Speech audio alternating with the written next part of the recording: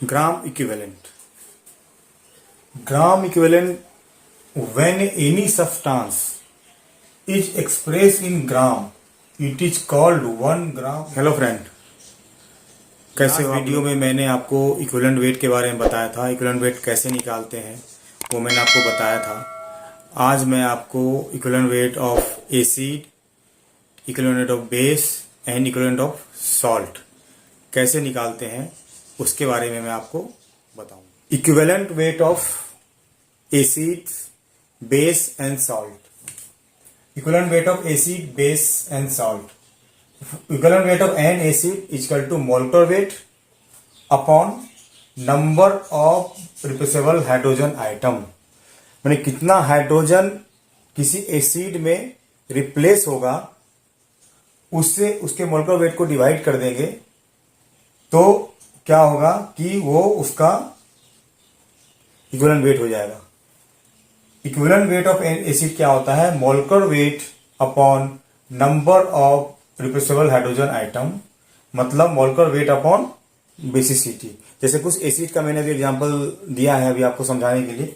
देखिए acid HCl acid है, HNO3 acid है, एसिटिक एसिड है ना, ये भी है। अब इसमें देखो कितना रिप्लेसेबल हाइड्रोजन है। इस HCl में 1 रिप्लेसेबल हाइड्रोजन है, HNO3 में 1 रिप्लेसेबल हाइड्रोजन है, इसमें भी 1 है और इसमें भी 1 है। ये आपको बताऊंगा बाद में डिटेल में, इसमें 1 कैसे है ये आपको बाद में डिटेल में बताऊंगा। इसमें भी 1 होता है तो यानी क्या हो गया, ये इसकी बेसिसिटी कितनी होगी? 1 हो गई। ये कितना हो गया? मोनोबेसिक हो गया। ये आपको याद रखना पड़ेगा। ये H3PO2 ये मोनोबेसिक है। ये बात कभी क्लास में बताऊंगा ये मोनोबेसिक क्यों है। हाइड्रोजन 3 दिख रहा है लेकिन ये मोनोबेसिक है। तो इक्विवेलेंट वेट कितना हो जाएगा? मोलेकुलर वेट अपॉन 1, यानी मान लो एक मोलेकुलर वेट एसिड का M मान लिया है और अब बेसिसिटी कितनी है? 1, तो इसको 1 से डिवाइड कर देंगे। सेम अगर H2SO4 इसमें रिप्लेसेबल हाइड्रोजन 2 है, कार्बोनिक एसिड H2CO3 में रिप्लेसेबल हाइड्रोजन 2 है, H3PO3 देखिए ये इसमें भी रिप्लेसेबल हाइड्रोजन 2 है और ये ऑक्जेलिक एसिड इसमें भी रिप्लेसेबल हाइड्रोजन 2 है। तो इसकी क्या हो गया? ये बेसिसिटी इसकी क्या होगी? 2 हो गई। इसलिए इसको बोलेंगे डाइबेसिक, यानी डायबेसिक इक्वल टू क्या हो जाएगा? यानी इक्विवेलेंट वेट इक्वल टू जाएगा मोलेकुलर वेट अपॉन 2, क्योंकि इसकी बेसिसिटी 2 है और नंबर ऑफ रिप्लेसेबल हाइड्रोजन कितने हैं? 2 है। इसलिए इक्विवेलेंट वेट कितना हो जाएगा? Molecular wait of acid upon basicity या नंबर ऑफ रिप्लेसेबल हाइड्रोजन आपका सेम कि ये हो जाएगा आपका, चूंकि ट्राइबेसिक एसिड है ये, इसमें बेसिसिटी कितनी है? 3 है, तो इसका इक्विवेलेंट हो जाएगा मोलेकुलर वेट अपॉन 3। ये आपको याद रखना पड़ेगा। इन the case of equivalent weight of acid, molecular weight upon number of replaceable hydrogen या नंबर ऑफ बेसिसिटी। और बेसिसिटी क्या होती है मैंने एसिड का कुछ एग्जांपल दे करके आपको मैंने समझा दिया। एक एग्जांपल दिया है मैंने आपको एसिड का इक्विवेलेंट वेट निकालने के लिए। जैसे देखिए equivalent weight of sulphuric acid मैंने क्या बताया था? मोलेकुलर वेट अपॉन 2 क्यों? क्योंकि इसमें 2 रिप्लेसेबल हाइड्रोजन, इसकी बेसिसिटी 2 है, इसलिए मोलेकुलर वेट इसका होता है 98। बेसिसिटी कितनी है? 2। रिप्लेसेबल हाइड्रोजन कितने हैं इसके? 2। तो 98 अपॉन 2 इक्वल टू 49, यानी equivalent weight of sulphuric acid 49 होता है। और in the case of acetic acid equivalent weight of molecular weight मान लो इसका M है ना, तो इसमें रिप्लेसेबल हाइड्रोजन कितने हैं? 1, यानी बेसिसिटी कितनी है इसकी? 1 है, तो मोलेकुलर वेट इसका होता है 60 अपॉन 1 इक्वल टू 60। इस तरह आप लोग निकालिए equivalent weight of phosphorus acid. Equivalent weight of H3PO4 is क्या होगा? इसमें ऑप्शन मैंने दे रखा है, आपको मैं 2 मिनट का टाइम देता हूं, आप इसको कीजिए कैसे बनाएंगे। बिल्कुल आसान है, मैंने अभी बताया भी है थोड़ी देर पहले। Equivalent weight of H3PO4 is M upon 3। क्यों? क्योंकि इसमें रिप्लेसेबल हाइड्रोजन कितने हैं? 3 है, इसलिए इसको बोलेंगे क्या? इक्विवेलेंट वेट, क्योंकि रिप्लेसेबल हाइड्रोजन इसमें 3 है इसलिए इसका इक्विवेलेंट वेट हो जाएगा M अपॉन 3। चलिए मैं आपको बता ही देता हूं कि रिप्लेसेबल हाइड्रोजन कैसे निकालते हैं। जैसे आपने फास्फोरस एसिड का स्ट्रक्चर लिखेंगे तो OH OH और OH। आप जब भी हाइड्रोजन, फास्फोरस और ऑक्सीजन का जब जो कंपाउंड होगा उसको आप इस फॉर्म में लिखेंगे तो आप देखेंगे कि जो हाइड्रोजन ऑक्सीजन से अटैच होगा, जो हाइड्रोजन ऑक्सीजन से अटैच होगा वही हाइड्रोजन रिप्लेसेबल हाइड्रोजन होता है। तो इन द केस ऑफ H3PO4 का स्ट्रक्चर ये हुआ, ये इसमें ये जो है ये तीनों हाइड्रोजन रिप्लेसेबल हैं। तो एक ये हो गया, एक ये हो गया, या एक हो गया, 1 2 3, ये 3 हाइड्रोजन हुए, इसमें इसकी वेलोसिटी 3 हुई, और इसमें 3 replaceable hydrogen of H3PO4 is N/3। तो आपको मेरे ख्याल से समझ में आ गया होगा। अभी आपको एक दो एग्जांपल रिएक्शन मैंने लिखा है इसमें, और रिएक्शन के माध्यम से आपको बताना है कि इस एसिड में का इक्विवेलेंट वेट क्या होगा। इस रिएक्शन एक लिखा है मैंने, एग्जाम रिपीट कर रहा हूं मैं, ये जो रिएक्शन लिखा है मैंने, इस रिएक्शन के थ्रू आपको बताना है कि ये जो फास्फोरिक एसिड है ना, इस फास्फोरिक एसिड यानी जो एसिड है उसका इक्विवेलेंट वेट क्या होगा। जैसे मैंने एक बैलेंस रिएक्शन लिखा है मैंने, पहले एक बैलेंस इक्वेशन है ये, H3PO4 react with the NaOH, give this one. Again another example, H3PO4 react with the 2 mole of NaOH, give this one. H3PO4 react with the 3 mole of NaOH, give this one. तो ये तीनों के case में equivalent weight of phosphoric acid, equivalent weight of H3PO4 क्या होगा। देखिए इसमें क्या है कि चूंकि NaOH 1 मोल रिएक्ट कर रहा है, 1 मोल रिएक्ट कर रहा है, तो केवल एक हाइड्रोजन रिप्लेस हुआ। अभी मैंने बताया था molecular weight upon number of replaceable hydrogen, तो इस केस में ओनली 1 हाइड्रोजन रिप्लेस हो रहा है। आप देखिए, तो इसलिए इसका इस केस में इक्विवेलेंट वेट हो जाएगा M/ बेसिसिटी कितनी है इसकी 1, बेसिसिटी कितनी है इसकी 1, इसलिए इक्विवेलेंट वेट हो जाएगा M/1। M इसका जो आपका मोलेकुलर वेट है वो हो गया। इस केस में देखिए कि चूंकि 2 मोल NaOH रिएक्ट कर रहा है H3PO4 से, तो कितने हाइड्रोजन रिप्लेस हो रहे हैं, 2 हाइड्रोजन रिप्लेस हो रहे हैं। तो इस केस में इसकी बेसिसिटी हो जाएगी 2, है ना। बेसिसिटी कितनी है इसमें, इस केस में 2, है ना। तो इसका हो जाएगा इक्विवेलेंट M/2। और इस केस में देखिए, इस केस में H3PO4 रिएक्ट कर रहा है 3 मोल में, 3 मोल NaOH से, और कितने हाइड्रोजन रिप्लेस हो रहे हैं, ये 3 के तीनों हाइड्रोजन रिप्लेस हो रहे हैं। तो इस केस में E इक्वल टू हो जाएगा M/बेसिसिटी, और बेसिसिटी इस केस में 3 है, तो इसका हो जाएगा M/3। ये देखिए acid, equivalent weight of acid, एक ही एसिड के इक्विवेलेंट वेट अलग अलग आ गए। ये थोड़ा इंपॉर्टेंट चीज मैंने आपको बता रहा हूं, एक ही एसिड में रिएक्शन वाइज ये अलग अलग इक्विवेलेंट वेट हो गए। फास्फोरिक एसिड H3PO4, और इस केस में इक्विवेलेंट वेट M/1, इस केस में M/2, और इस केस में M/3। क्यों हुआ, मैंने आपको बताया था, equivalent weight equal to number of replaceable hydrogen और बेसिसिटी। बेसिसिटी कैसे निकालते हैं मैंने आपको बता दिया, फास्फोरिक एसिड का, या नंबर ऑफ रिप्लेसेबल हाइड्रोजन कैसे है इस रिएक्शन में, क्या है, ये मैंने आपको बता दिया। तो इससे आप इसका इक्विवेलेंट वेट आसानी से निकाल लिया। और आपने देखा होगा कि इक्विवेलेंट वेट अलग अलग बैलेंस इक्वेशन में इक्विवेलेंट वेट एक ही एसिड का अलग अलग हो गया। नेक्स्ट एक न्यूमेरिकल दूंगा मैं आपको, उसमें आपको बताना है। तो आपको और मैंने दिया आपको equivalent weight of sulphuric acid in this reaction. देखिए रिएक्शन क्या दिया मैंने, H2SO4 रिएक्ट कर रहा है 1 मोल ऑफ NaOH से, और गिफ्ट दे रहा है NaHSO4 प्लस वाटर। तो इक्विवेलेंट वेट क्या होगा, मैंने ऑप्शन दे रखा 98, 49 और 9। इस केस में क्या हो रहा है कि चूंकि बेसिसिटी इसकी 1 है, 1 क्यों है, क्योंकि एक हाइड्रोजन को एक सोडियम रिप्लेस कर रहा है, इसका मतलब इसमें रिप्लेसेबल हाइड्रोजन 1 है, इसलिए इसकी बेसिसिटी 1 हो जाएगी।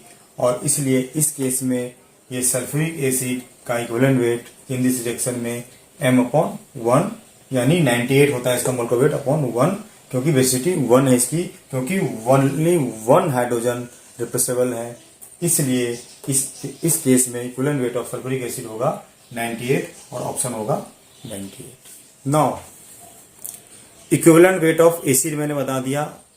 अब equivalent weight of base. Equivalent weight of base क्या होता है देखिए, equivalent weight of base is equal to molecular weight upon number of replaceable OH ion. कितने रिप्लेसेबल OH आयन है, मोलकुलर वेट या molecular weight upon acidity. Acid के case में क्या था, molecular weight upon basicity, molecular weight upon number of replaceable hydrogen. Base के case में क्या होगा, number of replaceable OH ion या एसिडिटी। जैसे आप देखिए इक्विवेलेंट वेट ऑफ NaOH, कितने रिप्लेसेबल OH है, आयन है 1, तो m/1 एसिडिटी इसकी हो गई 1, यानी m/1 यानी 40/1 इक्वल टू 40।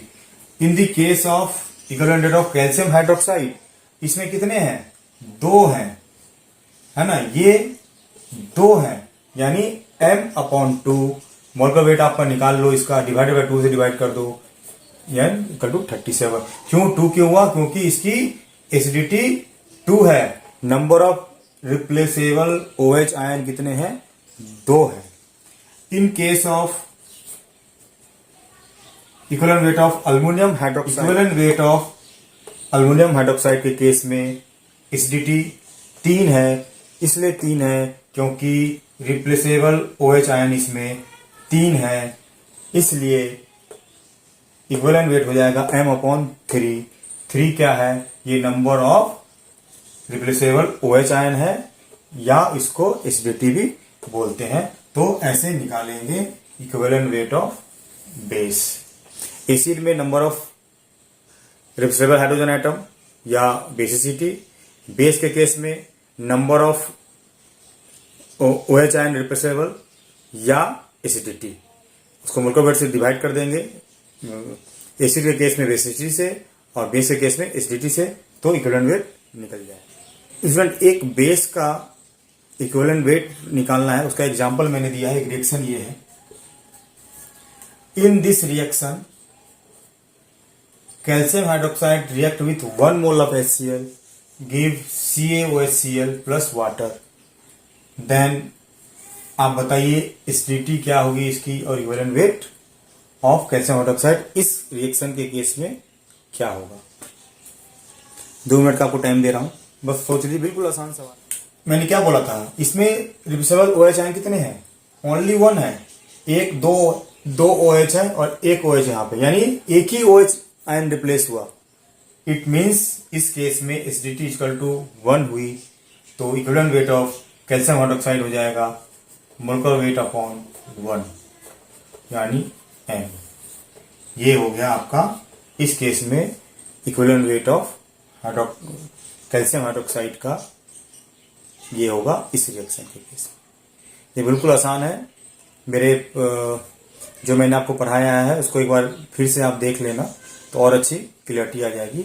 अभी मैं आपको बताऊंगा व्हाट इज द एसिडिटी। एक टर्म है, कोई आपसे पूछेगा तो आप उसको एज ए डिफिनीशन आप उसको एक्सप्लेन कर सकते हैं, वो भी मैं आपको बता रहा हूं। Now acidity, what is the acidity, एक जस्ट डिफिनीशन है, अगर कोई पूछे एग्जाम में आए तो आप इसको ऐसे एक्सप्लेन कर सकते हैं। Acidity, number of molecules of a monobasic acid required per complete neutralisation of 1 molecule of base is called acidity of the base. हमेशा एसिडिटी बेस की होगी, बेसिडिटी एसिड की होगी, ये आपको याद रखना होगा।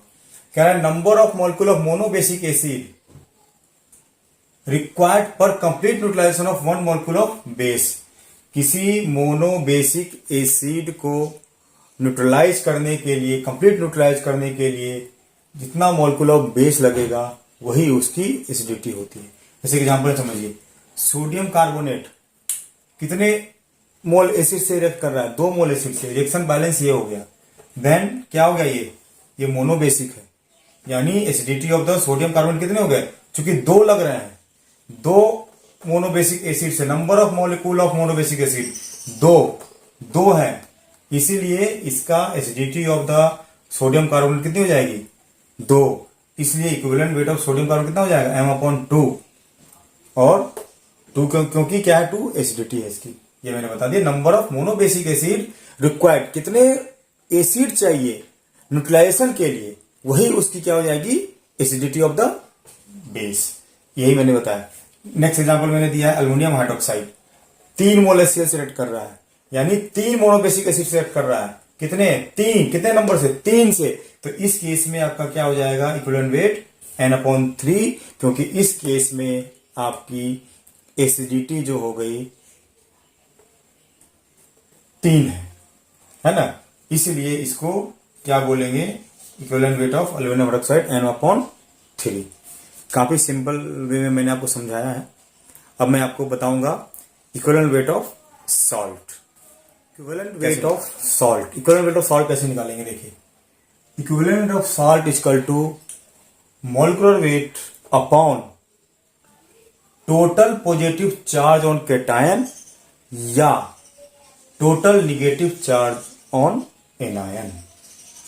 देखिए एसिडिटी के केस में मैंने क्या बताया था, नंबर ऑफ रिप्लेसेबल हाइड्रोजन था, बेसिसिटी थी वहां पे। बेस के केस में number of replaceable OH ion था और एसिडिटी था उस केस में। इस केस में क्या होगा, सॉल्ट के केस में क्या होगा, molecular weight upon total positive charge on cation या molecular weight upon total negative charge on anion. एक एग्जांपल से आपको क्लियरिटी आ जाएगी। देखिए equivalent weight of calcium carbonate, इस पे कितना चार्ज है, 2+, इस पे कितना है, 2-, यानी M/2, या तो पॉजिटिव चार्ज लीजिए या तो निगेटिव चार्ज लीजिए। और लिखा है मैंने, दोनों नहीं लेना है, या तो पॉजिटिव चार्ज लेना है, निगेटिव चार्ज लेना है। आप दोनों को लीजिए, यानी M/2, दोनों को एक ले लीजिए, M/2, 100/2 यानी 50। सॉल्ट का ये होगा equivalent wait. Equivalent weight of KNO3, potassium nitrate, इस केस में +1, इस केस में -1, तो यहां क्या हो जाएगा, M/1, 101। इस केस में क्या हो जाएगा, +3 और -2। इस पे ध्यान देना आप, +3 एल्युमिनियम का सल्फेट, यानी कितना हो गया, 6। किसी एक का लेना है, या तो कैटायन का लेना है या एनायन का लेना है, तो 3 × 2 6, M/6, यानी इस केस में आपका हो गया 57। ये आपको ध्यान रखना है सॉल्ट वेट। अभी आपको 1-2 एग्जांपल और दूंगा तो अच्छी क्लियरिटी आएगी। इस molecular weight of upon total number of positive charge या total number of negative charge, ये आपका क्या होगा, सॉल्ट का equivalent weight. Now equivalent weight of salt को एक और तरीके से निकाल सकते हैं। कैसे निकालते हैं, देखिए मैंने क्या एक क्वेश्चन लिखा है, equivalent weight of a salt equal to equivalent weight of cation plus equivalent weight of anion. ये अगर मैंने लिखा है equivalent weight of salt equal to equivalent weight of cation plus equivalent weight of anion, कैसे, देखिए अगर मैं कह रहा हूं equivalent weight of calcium carbonate निकालना है, यानी कैटायन क्या है, equivalent weight of cation plus equivalent weight of anion. Cation यहाँ पे क्या है, कैल्शियम, उस पर +2 चार्ज है, और एनायन क्या है यहाँ पे, कार्बोनेट आयन, उस पर -2 चार्ज है। तो क्या हो जाएगा, 40/2 इक्विवेलेंट मोलिकुलर वेट कितना है इसका, कैल्शियम का 40, और मैंने क्या बताया था, अपॉन तो चार्ज, कितना चार्ज है 2, और कार्बोनेट का कितना होता है 12, कार्बन का, और 48 आपका ऑक्सीजन का, अपॉन 2, तो टोटल 20, 6, 24 = 50। इस तरह पोटेशियम नाइट्रेट का है ना, पोटेशियम नाइट्रेट का क्या होगा, equivalent weight of cation K+1 charge, और equivalent weight of nitrate ion कितना है, -1 चार्ज, तो 39/1, दिस वन, ये 101, ये हो जाएगा। इस तरह भी सॉल्ट का हम लोग निकाल सकते हैं। अभी 1-2 example, equivalent weight of salt aluminium sulphate कैसे निकालेंगे, मैंने बताया था equivalent weight of cation plus equivalent weight of anion. Cation कितना है, अल्युमिनियम है, अल्युमिनियम पे 27 मोलिकुलर वेट, और चार्ज कितना है 3, तो ऐसे निकाल लिए है ना, और सल्फेट आयन पे कितना है 2, इक्विवेलेंट वेट ये हो गया। इक्विवेलेंट वेट ऑफ MgCO3 क्या हो गया, equivalent of magnesium cation plus equivalent of anion. Cation क्या हुआ Mg, उसका मोलर वेट 24 और इस पे चार्ज कितना है 2। कार्बोनेट का क्या molar weight this one, charge कितना है 2, तो ऐसे निकाल लेंगे। इसी तरह equivalent of Al2O3 equivalent weight of cation plus equivalent weight of anion, इसका इक्विवेलेंट 9, इसका 8, तो क्या हो गया इसका 17। ऐसे निकालेंगे सॉल्ट। एक न्यूमेरिकल दिया है मैंने आपको, equivalent weight of metal carbonate is 39, then what is the equivalent weight of metal chloride. बिल्कुल आसान सवाल है, मैंने आपको बता रखा है, तो पीछे अगर उसको थोड़ा सा आप ध्यान करेंगे तो न्यूमेरिकल आसानी से सॉल्व हो जाएगा। मैं आपको 2 मिनट का टाइम देता हूं, फिर समझा देता हूं। Equivalent weight of metal carbonate, metal carbonate क्या होता है CO3, है ना। तो मैंने क्या बताया था, E metal plus equivalent weight of carbonate ion. तो आप इसको ध्यान में रखते हुए मैं आपको 2 मिनट का टाइम देता हूं, आपको मैंने हिंट दे दिया है, आप इस सवाल इस क्वेश्चन को आप सॉल्व कीजिए। देखिए, जिन लोगों ने सॉल्व कर लिया वो अच्छी बात है, जो नहीं सॉल्व कर रहे हैं उनके लिए है। मैंने क्या बताया था, equivalent weight of metal carbonate क्या है 39 है, क्वेश्चन में दिया हुआ, यानी equivalent weight of metal carbonate, यानी equivalent weight of metal carbonate equal to क्या बताया था, E equivalent weight of metal plus equivalent weight of carbonate. चूंकि क्या है, मेटल कार्बोनेट का इक्विवेलेंट वेट दिया हुआ है 39, तो और कार्बोनेट का कितना होता है 30 इक्विवेलेंट वेट, मैंने अभी बता चुका हूं पीछे, और इक्विवेलेंट वेट मेटल क्या हो जाएगा, यानी equivalent weight metal equal to metal carbonate minus 30 equal to 9। Equivalent weight of metal क्या हो गया 9, तो निकालना क्या, equivalent weight of metal chloride. Equivalent weight of chloride क्या होगा, equivalent weight of metal plus equivalent weight of chloride ion, यानी equivalent weight of metal क्या निकल गया आपका यहां से 9, कोलाइड का क्या होता है 35.5, यानी इसका आंसर होगा 44.5। इसको आप ध्यान से देखना। इसी तरह आप इस क्वेश्चन में ये भी आ सकता है कि metal chloride, metal oxide, metal oxide भी आप आ सकता है इसमें, मेटल ऑक्साइड भी आप इसमें, मेटल हाइड्रोक्साइड, मेटल हाइड्रोक्साइड, है ना,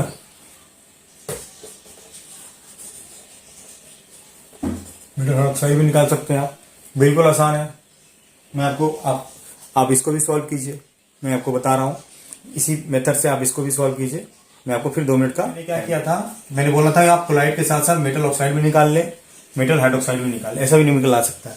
तो मैंने क्या बताया था, equivalent weight of metal oxide, already E metal मैंने अभी निकाल चुका हूं, तो क्या था, मेटल ऑक्साइड का लिख सकते हैं equivalent weight of metal plus equivalent weight of oxide. E metal आपका 9 था, इक्विवेलेंट ऑक्साइड कितना होता है 8, तो 9 8 17। Equivalent weight of metal hydroxide क्या होगा, ई मेटल ऑलरेडी आप निकाल चुके हैं, और OH आयन का 17 यानी 26। ये बिल्कुल आसान सवाल था, देखने में कॉम्प्लिकेटेड था। अगर आपका कॉन्सेप्ट क्लियर होगा, जो मैंने आपको कॉन्सेप्ट क्लियर किया है, अगर उस पर आपका क्लियर होगा तो इस तरह के न्यूमेरिकल आपको आसानी से सॉल्व हो जाएंगे। इक्विवेलेंट वेट पे जितने भी न्यूमेरिकल हैं काफ़ी आसान होते हैं, तो आपको आसानी से सॉल्व हो जाएंगे। अब मैं आपको बताऊंगा ग्राम इक्विवेलेंट। ग्राम इक्विवेलेंट क्या होता है, ये मैं आपको, gram equivalent when any substance is express in gram it is called 1 gram equivalent of the substance.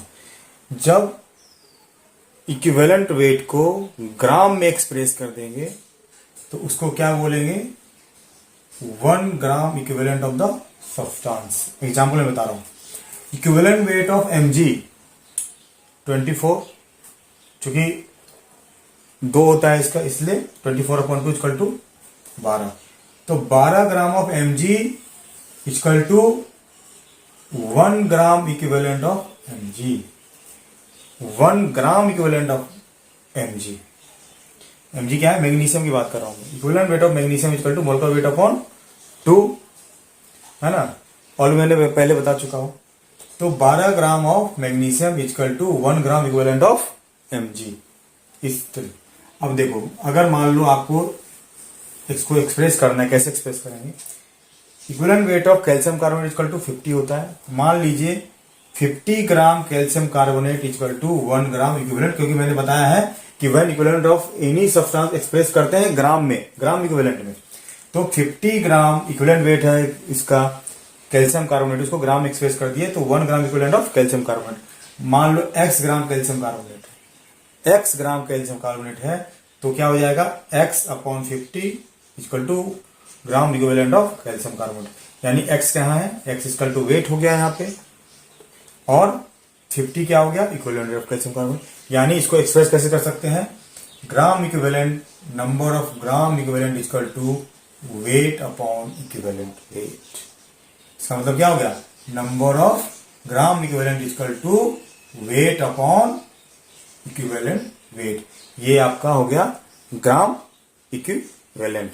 अभी एक न्यूमेरिकल के थ्रू मैं आपको और अच्छी क्लियरिटी कर दूंगा और आपको और अच्छी क्लियरिटी आ जाएगी। तो एक न्यूमेरिकल दे रहा हूं मैं आपको, इस ग्राम इक्विवेलेंट से बेस्ड एक न्यूमेरिकल। बहुत ही एक सिंपल सवाल मैंने आपको दिया है। Calculate the number of gram equivalent in 0.85 kg of Al2O3। आपको निकालना है ग्राम इक्विवेलेंट जब Al2O3 कितना केजी है? 0.85 kg। आपको 2 मिनट का समय देता हूं, आप इसको जल्दी सॉल्व कर दीजिए। बिल्कुल आसान सवाल है। देखिए स्टूडेंट, देखिए इसको कैसे, जिसने सॉल्व कर लिया होगा अच्छी बात है, जिसने सॉल्व नहीं किया मैं इसके लिए बता देता हूं। मैंने बताया था, क्वेश्चन दिया था calculate the number of gram equivalent 0.85 gram of Al2O3। बिल्कुल आसान सवाल था। नंबर ऑफ ग्राम इक्विवेलेंट का मैंने अभी बताया था आपको, weight in gram upon equivalent wait.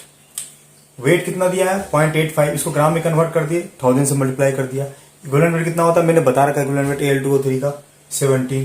तो ये क्या हो गया? 50। एक अदर क्वेश्चन है, उसको भी आप सॉल्व कीजिए, मैं 2 मिनट का टाइम दूंगा आपको। 2.25 gram equivalent of MgO is equal to it. Option दिया हुआ है नीचे। सेम इसी से बनेगा। 2.25 gram equivalent of MgO magnesium oxide is equal to किसके बार होगा? 2.25 के, 40 ग्राम के, 16 ग्राम के, 45 ग्राम के। आपको मैंने ऑप्शन दे दिया और आसान करने के लिए, तो आपको मैं 2 मिनट का टाइम देता हूं और इसको आप सॉल्व करें। हिंट में आपका यही है, इसी तरह से सॉल्व होगा जो मैंने अभी आपको बताया था ग्राम इक्विवेलेंट का एक्सप्रेशन एक्स के फॉर्म में, उसी से सॉल्व होगा। देखिए 2.25 gram equivalent of MgO is equal to, इसमें से ऑप्शन में क्या होगा आपको बताना है। मैंने क्या बताया था? 2.25 डिवाइडेड इक्विवेलेंट है x इंटू MgO का इक्विवेलेंट कितना होगा? इसका होगा 12, इसका होगा 8, यानी 2.25 equal to x upon 20। It means x equal to 2.25 into equal to 45 gram. Means option 4 इसका सही आंसर। बिल्कुल आसान था ये। स्टूडेंट, मैंने आपको आज के क्लास में इक्विवेलेंट वेट बताया और पिछले क्लास में मैंने इक्विवेलेंट बता चुका हूं। आपको मोल कॉन्सेप्ट के मैक्सिमम पार्ट मैंने कवर कर चुका है। आप इसको बार बार रिवाइज करें और न्यूमेरिकल से प्रैक्टिस करें तो आपको अच्छी क्लियरिटी आपको आ जाएगी। स्टूडेंट, मेरा ये टॉपिक जो मैं पढ़ा रहा हूँ कैसा लग रहा है, आप इसको कमेंट में ज़रूर लिखें और मेरे चैनल को सब्सक्राइब करें और लोगों को शेयर करें, अदर स्टूडेंट को शेयर करें जो कि मेरे ऑनलाइन जो मैं पढ़ा रहा हूँ उसका बेनिफिट ले सकें वो लोग भी। और मैं चाहता हूँ कि आप लोग अच्छे मार्क्स लाएं। मैं आप लोग के लिए मेहनत कर रहा हूँ, आप लोग भी मेहनत करें और अच्छे मार्क्स लाएं। और अगर आपको कोई स्पेसिफिक टॉपिक पढ़ाना है और आप चाहते हैं कि मैं कोई स्पेसिफिक टॉपिक पढ़ाऊं, तो आप मुझे कमेंट जरूर करें। तो करीब 10 कमेंट अगर आएंगे तो मैं उस टॉपिक पे आपको एक क्लास में जरूर ले लूंगा। आप मुझे टॉपिक के बारे में जरूर बता देते हैं नेक्स्ट क्लास में। Bye bye.